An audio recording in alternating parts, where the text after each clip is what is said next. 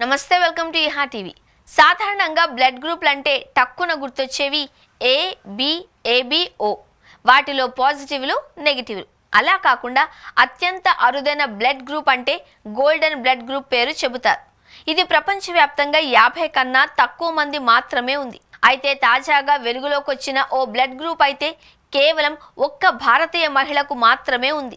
కర్ణాటకలోని కోల్కర్ జిల్లాకు చెందిన 38 ఏళ్ల మహిళ ప్రపంచంలోనే అరుదైన బ్లడ్ గ్రూప్ కలిగిన మొదటి వ్యక్తిగా గుర్తింపు పొందింది అని, గతంలో ప్రపంచంలో ఎక్కడా ఈ రకం బ్లడ్ గ్రూప్ గుర్తించబడలేదు అని ఒక మీడియా నివేదిక పేర్కొంది.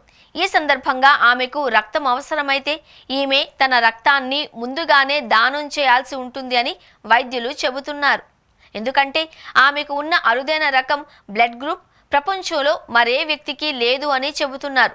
అంటే ఏదైనా శస్త్రచికిత్సలు చేయించుకోవాల్సి వస్తే ఆమె ముందుగా తన సొంత హిమోగ్లోబిన్ స్థాయిలను పెంచుకొని తన సొంత రక్తాన్ని ముందుగానే నిల్వ చేసుకోవాల్సి ఉంటుంది.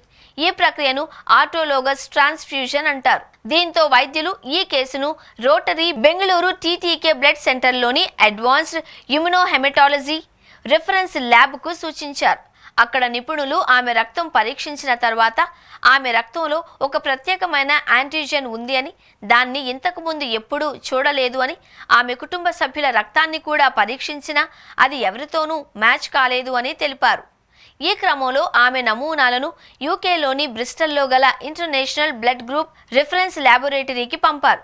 ఈ సమయంలో సుమారు 10 నెలల లోతైన పరీక్ష తర్వాత ఆమె రక్తంలో కొత్త యాంటీజెన్ ఉంది అని నిర్ధారించారు. ఈ సమయంలో ఈ అత్యంత అరుదైన బ్లడ్ గ్రూపుకు CRIB అని నామకరణం చేశారు.